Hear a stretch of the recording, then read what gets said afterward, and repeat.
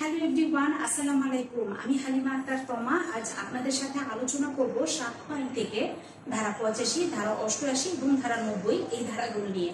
তো চলুন মূল ধারার মূল আলোচনার দিকে এগিয়ে যাই।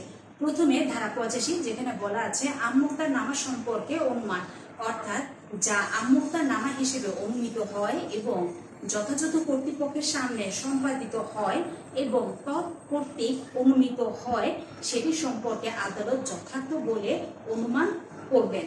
এই হলো ধারা 85 আমমুক্তার নামা সম্পর্কে অনুমান। তো চলুন পরবর্তী ধারার দিকে এবার যাই।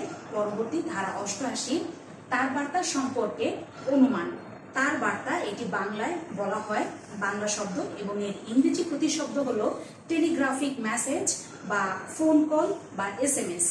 এখন এই 88 ধারায় সাক্ষ্য আইন মোতাবেক বলা আছে যে আদালত ধরে নিতে পারেন যে ব্যক্তির নিকট কোনো একটি তার বার্তা পাঠানো হয়েছে এবং যে অফিস থেকে বা যার থেকে তার বার্তাটি অর্পণ করা হয়েছে, অর্থাৎ যে পাঠিয়েছে, এই দুটো অভিন্ন। কিন্তু যে অফিস বা যে ব্যক্তির নিকট হতে তার বার্তাটি এসেছে, অর্পণ করা হয়েছে তার যোগে, সেই ব্যক্তি বা সেই অফিস সম্পর্কে আদালত কোনো কিছুই অনুমান করবেন না। আরো সহজভাবে বলি, একটা উদাহরণ দিয়ে, মনে করুন মিস্টার এক্স, তার কাছে কোনো একটি তার বার্তা পাঠানো হয়েছে। কে পাঠিয়েছে? ধরুন কোন একটা অফিস, স্কয়ার কোম্পানির অফিস থেকে তার বার্তাটি অর্পণ করা হয়েছে মিস্টার এক্স এর কাছে। এখন আদালত ধরে নিতে পারেন যে মিস্টার এক্স এবং স্কয়ার কোম্পানি এই দুটো অভিন্ন। কিন্তু স্কয়ার কোম্পানি যেহেতু তার নিকট থেকে তার বার্তাটি অর্পণ করা হয়েছে, তো যার নিকট থেকে তার বার্তা অর্পণ করা হবে তার সম্পর্কে আদালত কোনো কিছুই অনুমান করবেন না। তো এখানে স্কয়ার কোম্পানি সম্পর্কে আদালত কোনো কিছুই অনুমান করবেন না। তবে যেটা করবেন সেটা হলো ধরে নিতে পারেন যে মিস্টার এক্স এবং স্কয়ার কোম্পানি এই দুটো অভিন্ন। আর 88 ধারা সম্পর্কে আরেকটি তথ্য দিয়ে রাখছি যে আমরা জানি সাক্ষ্য আইন এখানে বলা আছে যে অনুমান 3 প্রকার: ম্যাপ, প্রিজিউম, শ্যাল প্রিজিউম এবং কনক্লুসিভ প্রুফ। তো 88 ধারা তার বার্তা সম্পর্কে অনুমান, এটি হলো ম্যাপ প্রিজিউম। আর এই অনুমান সম্পর্কিত সম্পূর্ণ আলাদা একটি ক্লাস ভিডিও আমি আপনাদের জন্য আপলোড করেছি। যারা মিস করেছে অবশ্যই দেখে নেবেন, সেই ক্লাসটি রিভিশন দিবেন।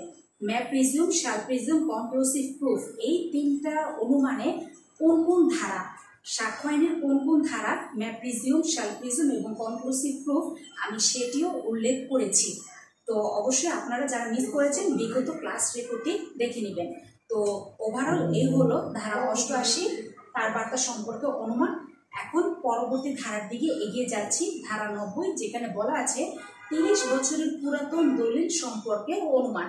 অর্থাৎ সাক্ষ্য আইন 90 ধারা মোতাবেক 30 বছরের পুরাতন কোনো দলিল যদি কোনো উপযুক্ত বা সঠিক ব্যক্তির দখল হতে আদালতের নিকট উপস্থাপন করা হয়, তবে আদালত সেই দলিলের সম্পাদনা বা দলিলের বিষয়বস্তুকে সঠিক বলে অনুমান করতে পারে।